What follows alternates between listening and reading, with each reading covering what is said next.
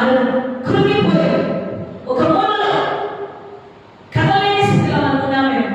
ఈరోజు దేవుడు నిన్ను వెతుకుతూ వస్తాడు. ఎప్పుడో తెలుసా?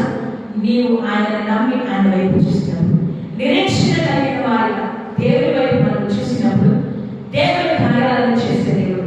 నిరీక్షణ సిగ్గుపరచదు. నువ్వు 10 సంవత్సరాలు, 12 సంవత్సరాలు, 5 సంవత్సరాలు, 2 సంవత్సరాలు ఉద్యోగం కొరకు, వ్యాపారం కొరకు, నీ వ్యాధి బాధపడాలని, నీ కుటుంబం చుట్టపడడానికి, నీ అప్పులు తీయడానికి